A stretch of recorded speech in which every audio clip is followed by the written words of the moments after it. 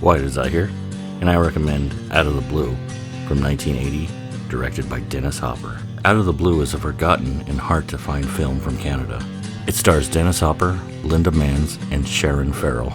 5 years after a terrible accident with a school bus filled with children, CB's father, Don, is coming home from prison.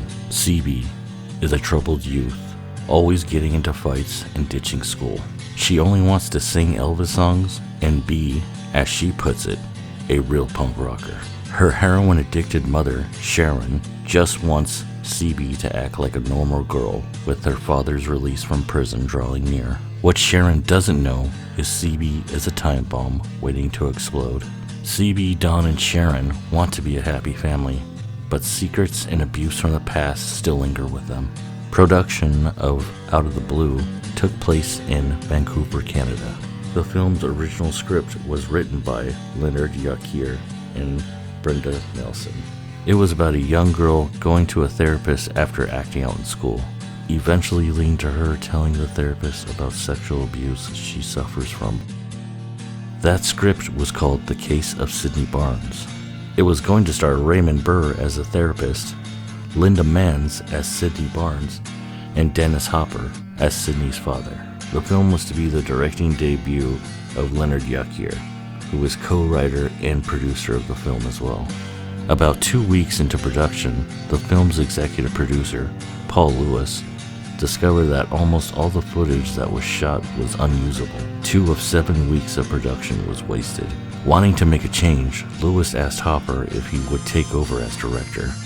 Hopper did have success as a director with Easy Rider, and Lewis worked on Hopper's movie, The Last Film. Hopper agreed to direct if he could change the script to be less about the therapist and more about the girl. He rewrote the script to be about CB, previously Cindy, a rebellious punk rock girl who loves Elvis and whose motto is subvert normality and destroy all hippies. Hopper also wanted to cut Raymond Burr's therapist character out completely, but the Canadian backers of the film wanted to have a Canadian star in the movie. So Dennis Hopper cut his screen time to about 10 minutes. Hopper also wanted to change the title of the film to Out of the Blue, inspired by Neil Young's song of the same name. I heard that on the radio too, and I went, Neil's an old friend of mine. I went, wow, that's the picture, man. I mean, the king is dead but not forgotten. This is a story about Johnny Rotten. Thank you, Neil. Hopper previously worked on Neil Young's film Human Highway, a movie that has Neil Young, Dean Stockwell, and the band Devo. Mark Motherborough of Devo, in his 2010 Rolling Stone interview, said this about Hopper. He couldn't say his lines. He couldn't speak a sentence. He just ignored every direction he got. He was a short order cook in the movie, and he was playing with a knife, and he ended up cutting actress Sally Kirkland really bad. This incident only happened a month or so before he was hired for The Case of Sydney Barnes. Hopper's drinking, smoking, and drug habits were daily. His behavior at the time was out of control.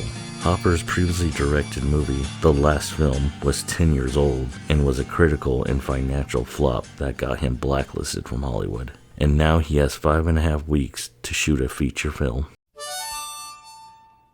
The film is now called Out of the Blue, an ironic title if you're Linda Manns. When she signed on to this movie, she was playing a typical troubled young girl, but now she's an aggressive punker who says fuck you to the world. She takes the changes to the character and comes up with a tough yet vulnerable girl who uses the aggressive punk attitude to shield her pain from the world. In 1980, Dennis Hopper began to take an interest in punk, not just the music, but the lifestyle and attitude as well. One of his additions to the film was having CB going to a punk concert. The production contacted the Viking Hall, a local punk music venue in Vancouver. The Viking Hall agreed to let them film there for one night. Hopper wanted real punks as extras in the scene. The scene was set to begin filming at 6 p.m. when the band Pointed Sticks hit the stage. The punks started drinking and enjoying the show. 4 hours later, Hopper and his crew arrived to start filming. By then, all the punks were wasted and out of control. Exactly what Hopper wanted. Realism. What they shot is in the film and turned out to be a standout scene that is chaotic and energetic. There are multiple scenes in the film that are shot in Vancouver with no permits and real people looking into the camera and following the stars of the film on the streets. most notably a middle-aged man dressed in a Elvis Las Vegas era suit singing Are You Lonesome Tonight? At your doorstep and picture me there. Is your heart willing? Will I come back? Yay! How's that? All right? Got it? Hopper's raw and guerrilla filmmaking style is very punk. He's breaking the rules of cinema, rebellious, just like himself. Hopper was a madman behind the scenes, often showing up late on set. With a big bag of cocaine he would sell to his cast and crew.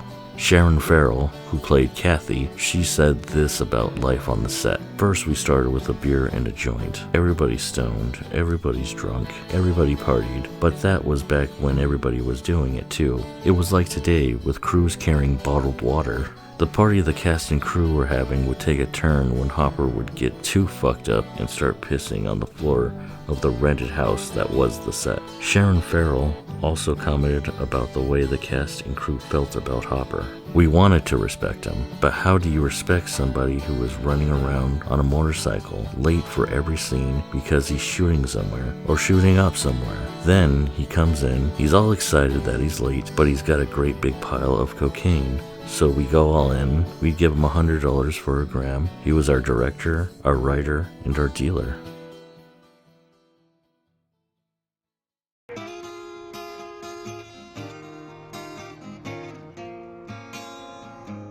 The film premiered at Cannes Film Festival in May of 1980 without a country of origin. The film received good reviews for its acting and had some buzz around it. It looked like the film had potential to be a success. Linda Manz was even considered for a Best Actress award. It even had a good review from Roger Ebert, but unfortunately, the Canadian backers of the film could not get it distributed in the United States and lost all its momentum and was quickly forgotten about. My favorite scenes in this film are the beginning, the prison visit, the punk show, the welcome back party, the beach picnic, and also the ending. This movie's negative and nihilistic point of view comes from Dennis Hopper's frustration with his failing career and his own personal demons that he's dealing with. I love the gonzo guerrilla filmmaking, just going out on the streets and shooting. Dennis Hopper called this film a spiritual sequel to Easy Rider, and I 100% agree with that. It feels like it. It feels, when I was watching the movie, I was like, this feels like Easy Rider. And then I find out he says that quote, and I'm like, yes, like I could feel it. Our characters that just make bad choices when they have all these chances to make better choices, and they don't do it, just like in Easy Rider. Jack Nicholson called this film a masterpiece, and I agree. Out of the Blue is a masterpiece of independent cinema that deserves to be seen and should have a proper Blu-ray release.